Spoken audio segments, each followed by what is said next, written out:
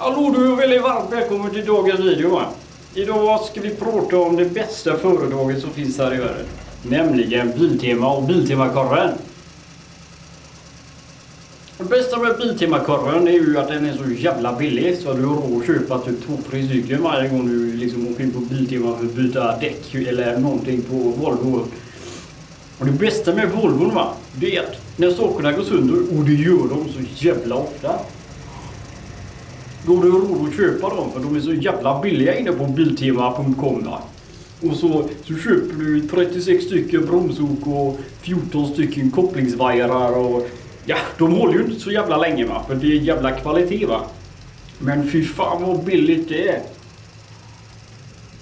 Du har alltid råd liksom köpa dig 2-3 korvar och spränga runt på stan och liksom, fan vad gott. Alltså man måste springa runt på stan, va, för bilen är alltid sönder. Det är så när man kör runt i bilar, va? Det ska sänkas och det ska liksom justeras och det ska vara så jävla bra.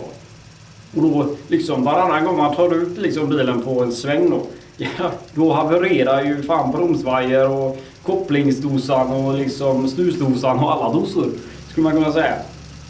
Och då vill man ju ha liksom en billig jävla bil som inte kostar så jävla mycket, så att man kan säga okej, ska jag köpa ett bromsok för 345 spänn eller ska jag köpa en ny bil för 3065 spänn?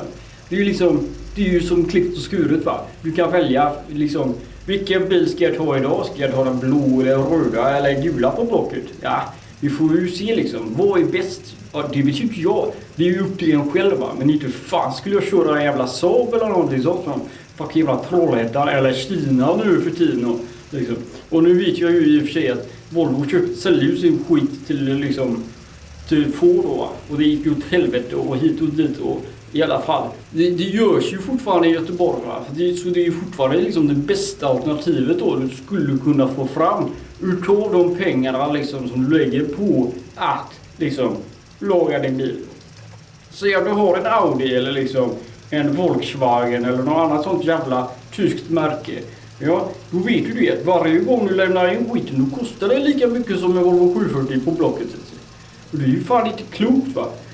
Jag tar ju hellre en ny bil, va, än att bygga liksom ihop en gammal bil. Vad är det för jävla påhitt att det skulle kosta lika mycket? Och ja, det är fan inflationen och liksom alla liksom som lägger på nya pengar då, för det ska liksom, det ska kosta mer bara för att det är lite bättre bil och det är lite tystare när man kör och väghållningen är jävligt mycket bättre och liksom sådana grejer. Men inte fan skulle jag lägga ut liksom 3500 spänn på en jävla service när jag kan byta bromsoken själv för 14,90 liksom. Nej, det är ju fan helt sjukt. Men i alla fall, häromdagen då skulle jag ta 740 ner till Avenyn. Eller jag skulle egentligen inte till Avenyn, utan jag skulle ner och kolla på när IFK Göteborg mötte något annat jävla skitlag. Och då tog jag 740 och så skulle jag ut i rondellen. Och då råkade jag svänga vänster i rondellen. Fast det är ju högertrafik i Sverige. Så då det blev ett jävla påhopp. Så det stod en röd jävla Saab och tutade så in i helvete. Och jag bara, nu jävlar, nu ligger du jävligt illa till. Och nu tar din jävla Saab och åker härifrån. Ja, nu tar jag och hela jävla hissingen och skickar fan muttrar och grejer från söndra 740 så att du vet inte ens vad som är Saab längre. Ja, du förstår. Han blir så jävla rädd, va. Så han svängde ut till höger och jag bara, nej, du kommer fan inte någon så jävla lätt. Tror inte att vi kommer hit och faktiskt en jävla trängselskatt för att du ska komma undan. Nej du, så jag låg i tvåan, va, och så sparade jag iväg. Fast det gick inte så jävla bra för att på tvåan på 740, va, det kommer ju ingenstans. Så jag slängde i ettan fort som fan. Men då råkade jag få i racerväxeln. Så jag flög bak som fan. Nu åkte jag i alla fall åt rätt håll i rondellen helt plötsligt. Och då kunde jag ta den avfarten som jag skulle ta från första början. Och då kom jag till slut fram till matchen. Men IFK hade ju förlorat. Så det var ju åt helvete, va. Men i alla fall, det jag skulle komma till, det var att bilen var jävligt billig, va. Så jag köpte en till sen. Men det var... Ja, det var nog det jag ville faktiskt.